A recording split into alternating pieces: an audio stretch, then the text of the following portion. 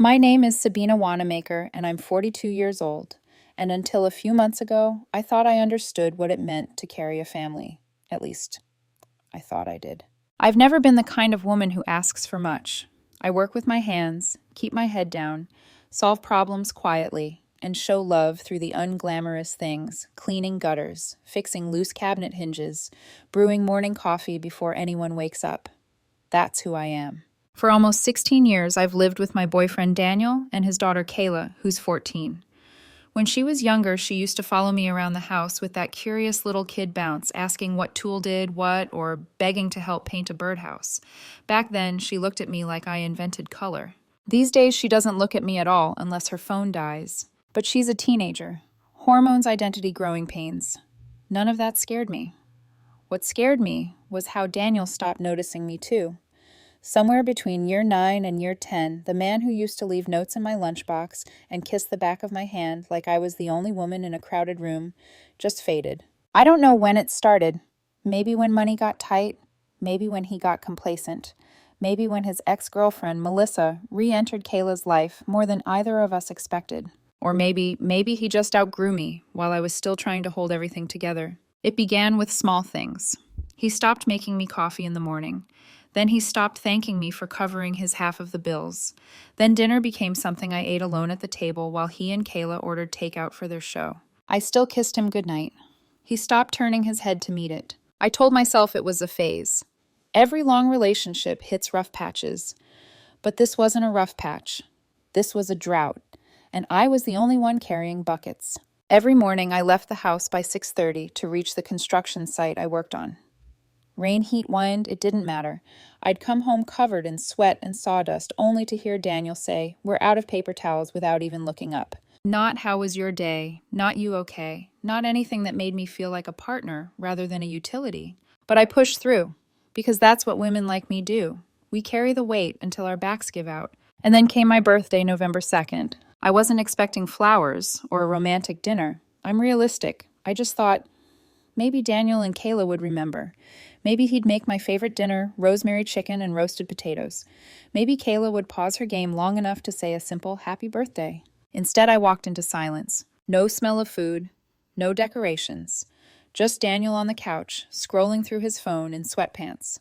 Kayla had her headset on, blasting gunfire and shouting strangers into the living room. Daniel glanced up. "Hey."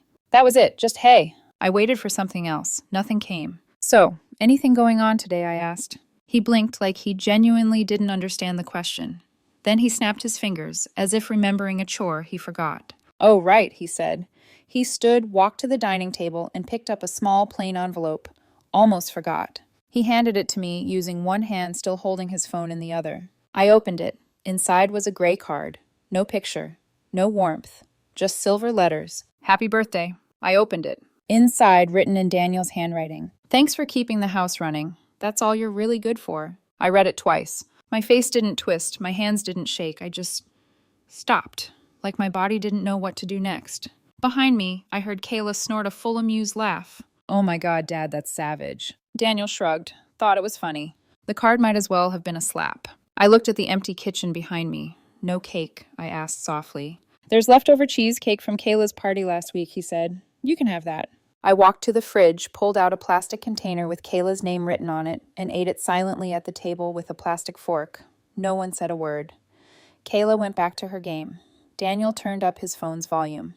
When the fork scraped the bottom of the container, I stood up, took the trash out into the cold November air, and came back inside. My knees ached. My back throbbed. My soul felt empty. They didn't look up. That night, while they slept, I packed a small duffel bag, clothes, wallet, a few things that mattered, pictures of my dad, the pocket knife he gave me, and a tiny wooden birdhouse Kayla painted when she was 7. I looked around one last time and walked out the front door without making a sound. For 3 weeks, I didn't tell anyone where I went. I stayed in a cheap motel by the lake, working on a renovation project out of town. It was the kind of quiet that doesn't suffocate you, it frees you. Until my phone buzzed. A text from my boss, Rick. "She's here. She's crying. Do you want me to tell her where you went?" I stared at the screen. Not Daniel's name, not Kayla's. Daniel wasn't the one crying. Kayla wasn't the one looking for me. It was Melissa, his ex-girlfriend. The woman who had been whispering in Kayla's ear and apparently now standing in Rick's office with tears running down her face. And suddenly everything I thought I understood about my life cracked. I didn't answer Rick's text that night. I just set my phone face down on the motel nightstand and lay back on the stiff, sunken mattress, staring up at the off-white ceiling. The silence pressed against my ribs like something alive waiting for me to acknowledge it. Why was Melissa Daniels' ex-girlfriend crying in Rick's office? Why was she looking for me? Why now, after all these years of pretending I barely existed? None of it added up. But the silence did what it always does, drag me backward.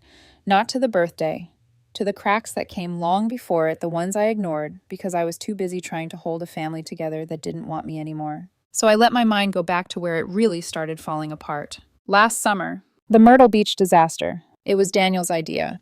He said we needed a reset, something to reconnect us as a family. I believed him. I always did. I took off work early, packed everything, booked the Airbnb, paid for all the extras Kayla wanted. That kid had a talent for finding the priciest attractions in any city, and I kept telling myself, this is worth it. This is for us. Except from the moment we got in the car, I felt like a stranger in the passenger seat. Kayla barely glanced up from her phone. Daniel kept checking his every time it buzzed. I didn't know yet that Melissa had reappeared in Kayla's messages, feeding her nostalgia planting seeds. On the second night, we were at a seafood restaurant waiting for our food. Without taking her eyes off her phone, Kayla said, "Dad, remember when we came here without Sabina? It was way better." My heart misfired. I looked at Daniel. "When was that?" "Oh, spring break. You were busy." No apology, no hesitation, just tossing it out like it was nothing. Kayla added, "Yeah, that trip was awesome. We did actual stuff." Daniel laughed like being excluded from my own family was some kind of joke. Something inside me didn't break, but it shifted. A tiny shift at first. But shifts start avalanches. When we got home, the separation started showing up in small, quiet ways. Plans made without me. Inside jokes I wasn't part of. Empty dinner plates in the sink from meals I didn't know they had eaten without me. I'd walk into the house and feel like I was interrupting something even when no one was talking. One evening, I found Kayla sitting at the counter typing on her laptop. I walked over with a smile because I always tried. Always. "What are you working on, honey?" "An essay," she muttered. "Want help?" "No." I leaned a little to peek. The title was A Person Who Inspires Me. I felt a spark of warmth. "Who'd you choose?" She turned the screen slightly, just enough for me to see the first line. "My dad is the strongest person I know. He does everything for our family." Everything. Not one mention of me. Not one line acknowledging the person who made her meals, drove her to practices, fixed her art projects at midnight, paid half the bills, bought her birthday gifts Daniel forgot. Just nothing. And the worst part, she believed it. Because someone had told her that story, and Daniel never corrected it. I swallowed it down like I swallowed everything else. Not long after, I noticed another shift. Whenever I corrected Kayla just normal parenting, Daniel would swoop in to soften it. If I told her to do the dishes, he'd say, "She's tired, Sabina." If I said no to something, he'd say yes behind my back. Once I grounded her for snapping at me, and the next morning she was gone. Daniel had taken her to the movies as a reward for being honest. How was I supposed to compete with that? It was like I wasn't an adult in my own home anymore, just an ATM and a cleanup crew. But the moment the ground truly gave way was the night I came home early and overheard Daniel talking to his sister Mara in the living room. They didn't know I was standing in the hallway. Mara asked, "Why are you still with Sabina if you're that miserable?" Daniel sighed, like the weight of the world was on him. "I don't know.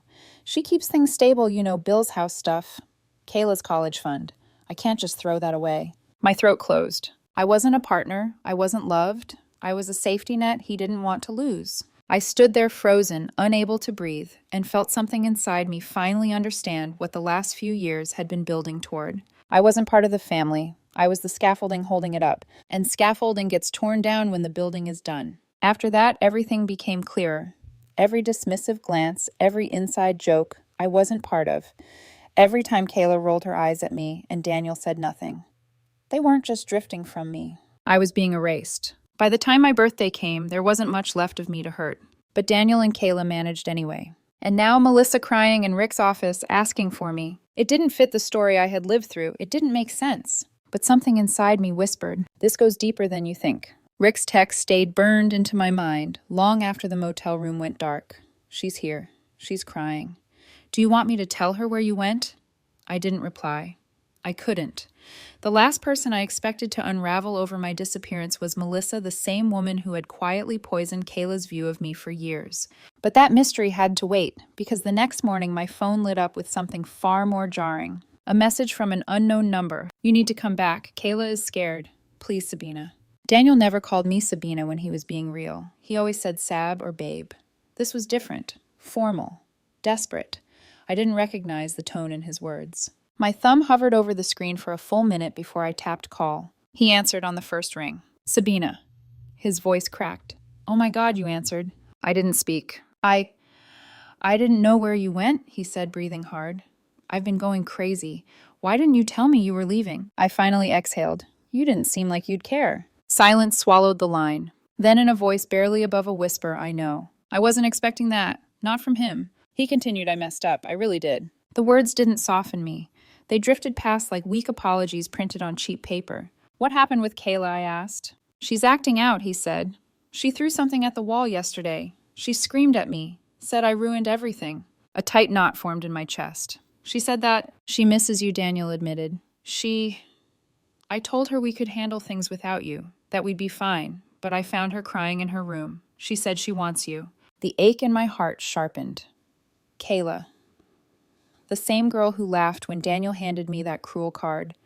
The same girl who rolled her eyes at everything I said for years. I didn't know what to do with that. "Daniel," I said quietly, "that card you gave me." "I know," he cut in quickly. "I know. It was supposed to be a joke, a bad one. I thought you'd laugh. I didn't mean it. You didn't even say happy birthday." He exhaled sharply like he'd been punched. "I know," he said again. But knowing didn't erase what happened. I closed my eyes, feeling the truth of it settle into my bones. "You made me feel like a stranger in my own home," I said. "Like I was holding your lives together while you both pushed me out." "I didn't mean to turn Kayla against you," he whispered. "But you did." His breath hitched, and then I heard it, the sound of him crying. Raw, unguarded, painful. But I didn't feel pity. I felt clarity. "Tell Kayla I'll call her," I said. And I hung up. The line went dead. And so did the last hope that I'd ever return to the life I had with him. Because what Daniel didn't know was that I had already met with a lawyer the week before, not in anger, not out of revenge, but out of self-preservation. I wasn't going back, not without changing the rules of the game entirely. For the first time in 16 years, I woke up without someone else's expectations dragging me out of bed. No cold shoulders, no unspoken demands, no silent punishments. Just the soft hum of the motel heater and the echo of my own breathing. It was the closest thing to freedom I'd felt in years. That morning I stared at the ceiling and whispered to no one. Who am I when I'm not taking care of them? I didn't have an answer, but I was determined to find one. The first week away, I barely spoke. I worked long shifts at the lakeside renovation project, came back sore and dusty, showered under lukewarm motel water, lay in silence until sleep took me. No TV, no music, no distractions. Stillness became its own kind of medicine, the kind that stings at first, but heals slowly. By the second week, I started writing again. Not journaling, just letting the truth drip out of me, one sentence at a time. I was a good partner. I held our family together. I shouldn't have had to beg to be seen. I miss Kayla. I don't miss who she became. It wasn't all his fault. I stayed quiet too long. There was power in letting myself see those words on paper. Not forgiveness, but clarity. Rick showed up at the site one morning with coffee and a folder. "You've been working harder than anyone," he said. "Have you ever considered supervising full-time?" I blinked. "What?" "You've got leadership in you. People listen when you talk. You should use that." It hit me harder than it should have, the realization that someone saw value in me for the first time in years. I accepted the position that afternoon. Extra pay, more responsibility, a fresh start. I moved out of the motel and into a small rental near the lake. Just a one-bedroom place with a creaky floor and an uneven porch. But it was mine. Every mug, every picture frame, every blanket mine. No shared space where I felt unwelcome. No footsteps I had to shrink beneath. No emotional landmines waiting behind every closed door. For the first time in years, my home didn't feel like an argument waiting to happen. I sat on that porch the first night with a cup of coffee and listened to the wind rustling through the trees. It didn't feel lonely. It felt earned. 2 days later, a letter arrived. No return address. Inside was a child's drawing on aging paper, a woman and a little girl standing under a tree, holding hands. Scrawled in uneven letters, "I'm sorry I was mean, I love you. Kayla when I was 6. And beneath that, in newer handwriting, "I know I'm older now, but I wish I could go back. Please don't leave me behind." I sat at the table holding that piece of paper like it was glass. My chest cracked open, but not in the way it used to. This crack made room. The next morning, I called her. Kayla answered on the first ring. Sabina. Her voice trembled. Hi. My throat tightened. Hey, honey. Silence, then a shaky breath. I'm sorry, she whispered, for everything. I didn't speak. I let her cry. Then I said, me too. We talked, really talked, for the first time in years. When we hung up, I cried too, not from pain, but from hope. Hope that something broken could be rebuilt. Not the same as before, not blindly, not without boundaries, but still built, with intention, with care, with truth. And that was the moment, the exact moment, I knew my life was no longer about holding together a family that took me for granted. It was about rebuilding myself, and maybe rebuilding something with Kayla too, but only on new terms. Only if the foundation was mine this time. The days after my call with Kayla felt strangely lighter, like some invisible weight had slid off my shoulders and finally allowed me to stand up straight. Not proud yet, not healed, but upright. Sometimes that's enough to change the entire direction of a life. Work filled the empty space in me that used to be consumed by Daniel's moods and Kayla's silences. The construction site became a kind of therapy. Each nail driven in each wall, sanded smooth, felt like stitching something inside me back together. And for the first time in years, I wasn't doing it to earn affection.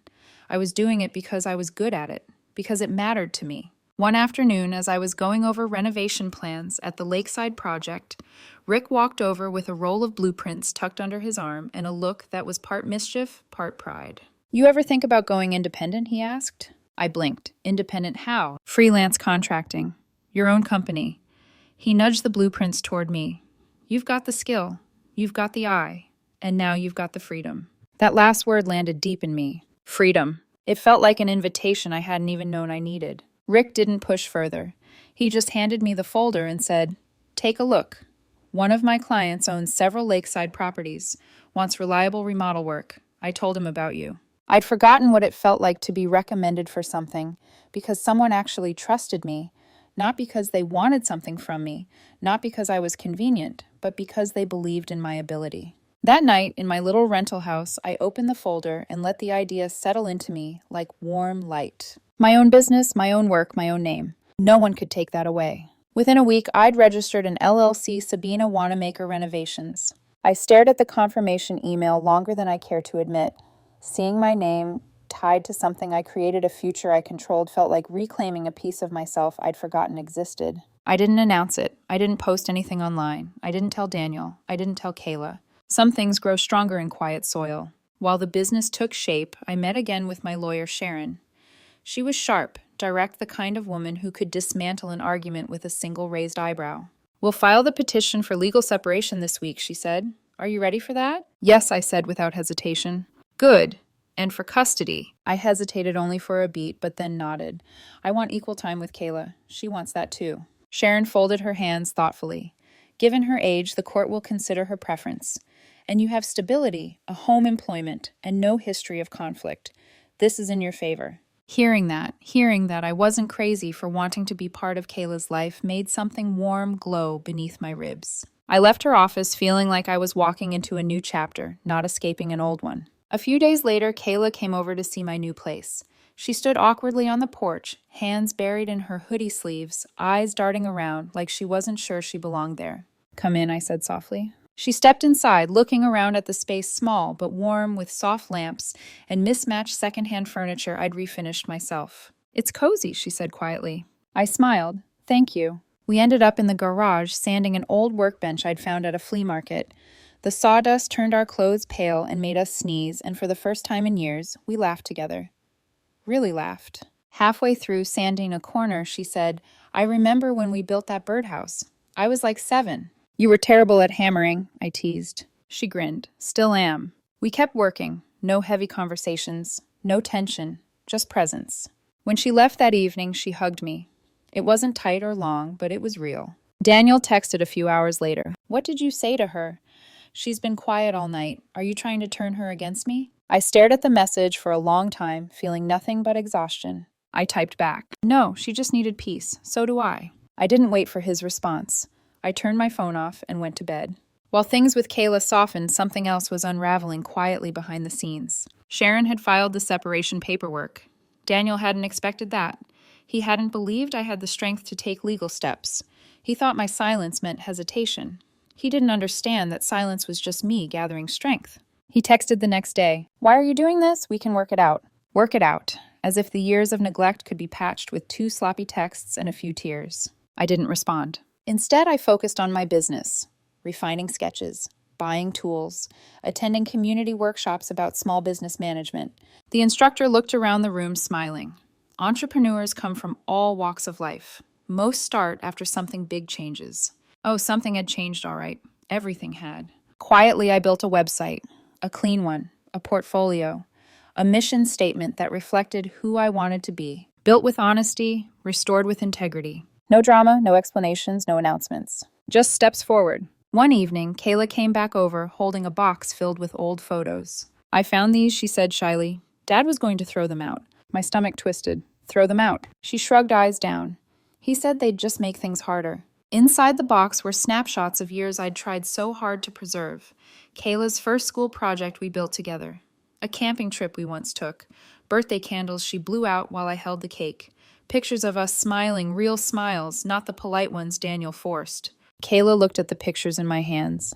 "Can I stay the night?" she asked softly. My throat tightened. I didn't answer with words. I simply opened the door wider. She walked in. And I realized then I wasn't just rebuilding myself. I was rebuilding a relationship Daniel had unknowingly shattered. But there was still a storm on the horizon. Because Daniel had no idea who I was becoming, and people who depend on your silence don't react well when you finally start speaking. The storm didn't arrive with shouting slammed doors or emotional theatrics. It arrived quietly, predictably, like a man who suddenly realizes the person he underestimated is no longer playing his game. Mediation day. I arrived early wearing clean jeans, a pressed shirt, and boots that still had a bit of sawdust in the treads. My hair was tied back, not fancy, not soft, just practical, like the version of myself I was finally reclaiming. Sharon sat beside me, calm as ever. She slid a binder across the table. Everything's organized. Dates, receipts, screenshots, withdrawals, all of it. On the other side of the room, Daniel stared at me like I was a stranger. A faint panic flickered behind his eyes. Next to him was his lawyer, a man who looked more interested in appearing intimidating than being competent. Daniel used to love telling people he didn't need paperwork because families should trust each other. But trust isn't a substitute for accountability. When the mediator began, Daniel's lawyer tried to start strong. Given that Kayla resides full-time with Mr. Miller at present, Sharon cut in before he could finish. Only because Ms. Wanamaker left to de-escalate an emotionally unsafe environment. She has maintained full employment, secured stable housing, and demonstrated continued parental involvement. Daniel shifted in his seat. Sharon opened the binder. It was a quiet sound, but it echoed through the room like a gavel. Inside were 2 years' worth of documentation, every bank charge Daniel made without telling me. Evidence of him draining our savings for his personal expenses, screenshots of times he dismissed, mocked, or ignored my contributions. Records of Kayla reaching out to me since I left. And the drawing Kayla had mailed me, the one from when she was 6, with her handwritten apology, added at 14. When the mediator read Kayla's note aloud, Daniel's eyes dropped to the table. His lawyer frowned, thrown off balance. Daniel whispered, "She wrote that." I didn't answer. Some truths speak for themselves. The mediator turned to me. "What are you requesting in terms of custody?" "Equal time," I said. "Week on, week off. No child support. Just balanced responsibility."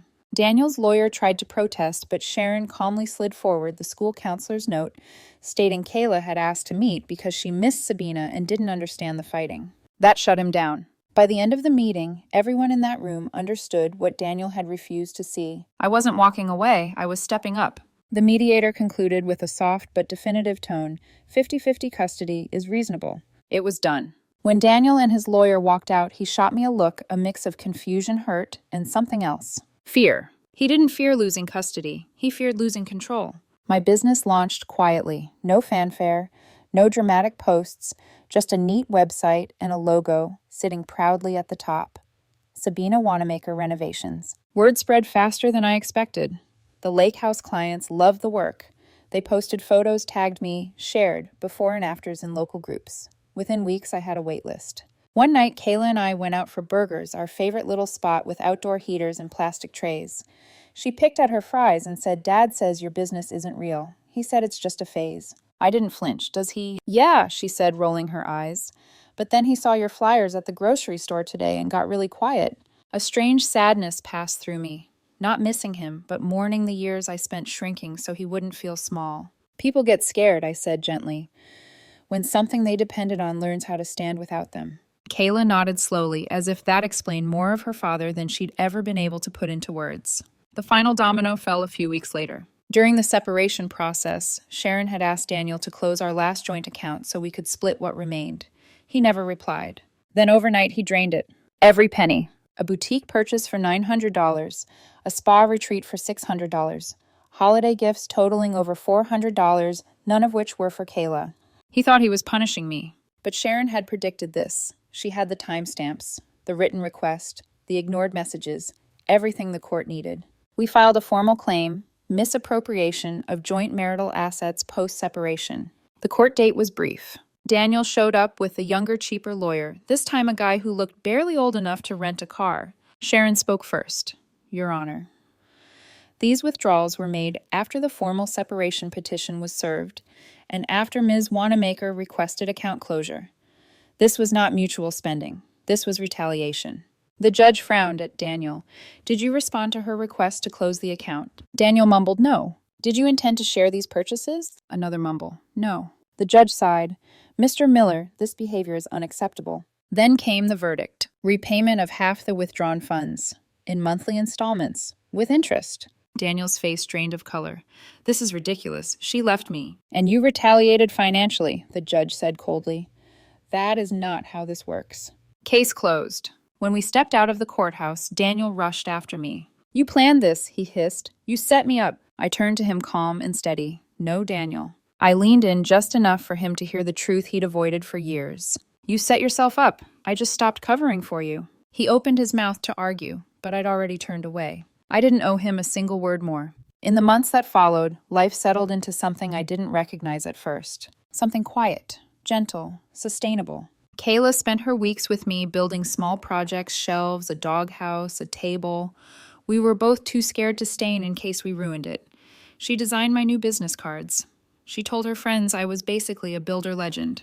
One morning, as the sun rose over the porch, she sat beside me with her orange juice and said, "You're happier now." "Yes," I said, "I am. I think I am too." We sat there, both of us, watching a birdhouse sway gently from a branch, the same one she and I built when she was 7, the paint faded, the roof, crooked, perfect in its imperfection. She sighed softly.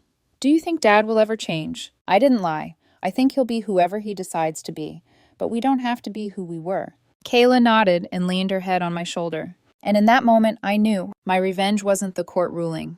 It wasn't the custody win. It wasn't even the financial justice. It was this. Peace, stability, a life built on truth, not exhaustion. The kind of revenge that doesn't hurt anyone but heals you. Spring crept in slowly that year. Soft breezes through open windows, the smell of cut grass, sunlight spilling across my small living room floor like a quiet blessing.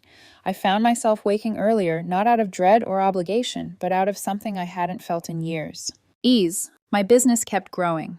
What started as a small lakeside job turned into steady bookings, kitchen remodels, porch repairs, deck refinishes. Clients recommended me to neighbors. Neighbors recommended me to friends. Soon, my schedule was booked 3 months ahead.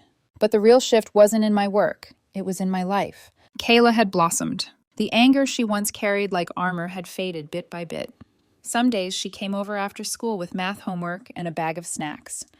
Other days, she'd show up with a half-finished painting or a broken craft project, asking if we could fix it together. And sometimes on the rare evenings when the world felt in perfect balance, she would sit beside me on the porch without saying a word, her head resting lightly on my shoulder as the birds quieted for the night. Those moments healed me in ways I didn't even know I needed. She wasn't the same girl who once laughed at my pain, and I wasn't the same woman who once swallowed her worth to keep a house from collapsing. We were both becoming new versions of ourselves shaped by honesty and the willingness to try again. It was during one of those quiet evenings that Kayla finally told me the truth about Melissa. "Dad's ex," she said softly, watching a squirrel crawl along the fence. She used to tell me things. My chest tightened. What kind of things? That you weren't really important. That you were just temporary. She swallowed. She said Dad was only with you because you made life easier for him. A familiar ache rose in my throat, old wounds being touched again. Kayla continued, voice fragile. She told me not to listen to you, said you were taking her place. She made it sound like Dad wished he'd gotten back together with her instead. I closed my eyes. Not because I was surprised, part of me had always sensed Melissa's hand in the shadows, but because hearing it from Kayla hurt in a deeper, quieter way. I'm sorry, she whispered. I should have known better. I shook my head gently. You were a kid. You believed the adults around you. That's not your fault. She looked up at me, tears pricking her eyes. But I hurt you. And you're making it right, I said. That matters more. Her shoulders relaxed and she let out a shaky breath. Something inside me eased too. Not forgiveness for Melissa, not yet, maybe not ever, but closure. The kind that lets old ghosts finally sink into the earth. Meanwhile, Daniel's life had begun to crumble in ways I'd predicted, but never celebrated. Some men fall apart loudly. Daniel fell apart quietly. His house felt emptier without me.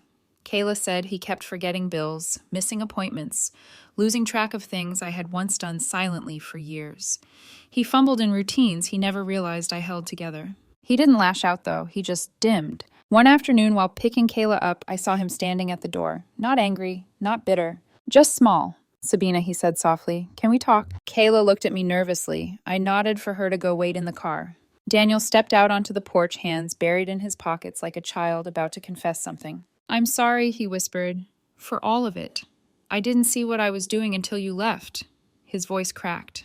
I took you for granted. And I think I took Kayla for granted too. I stayed quiet. Not cold, just grounded. He looked at me the way a man looks at something he never appreciated when he had it. You seem happier, he said quietly. And she does too. I don't know how to fix what I broke. I nodded slowly. Maybe you don't need to fix it. Maybe you just need to grow from it. He blinked, surprised at the gentleness in my tone. He expected revenge, screaming, punishment. Instead, he got something else. Detachment. That was when he understood, truly understood, that I had outgrown him. And that realization hurt him more than anything I could have said. Later that week, I was invited to speak at Kayla's school as part of a career panel. She'd nominated me herself. When I walked onto the stage, seeing her beam at me from the front row, something in my chest glowed with pride. I talked about building things with your hands, about dismantling old structures, to make room for stronger ones, about how sometimes people are like houses broken in places no one can see until you look closely enough. When the panel ended, Kayla ran up to me and hugged me so hard I thought my ribs might crack. You were amazing, she said, glowing. Everyone loved your story. For the first time in a long time, I believed her. That night, back home on the porch, Kayla looked at the old weathered birdhouse we'd built years ago. Thank you, she said softly, for not giving up on me. I wrapped an arm around her shoulders. I could never give up on you. She leaned into me, and we watched the birds settle into the fading light. And it hit me. My revenge wasn't humiliating Daniel. It wasn't winning in court. It wasn't proving him wrong. My revenge was becoming a woman who didn't need him anymore, a woman whose peace couldn't be taken away, a woman who rebuilt her life from the studs up, not with bitterness, but with intention. I found clarity, I found my purpose, I found stability. And somewhere along the way, I found my place in Kayla's heart again. If someone had told me months ago that I would eat my birthday cake alone, walk out of a home I built, lose everything familiar only to gain myself again, I might not have believed them. But here I am. And this life, this quiet, steady, honest life is mine.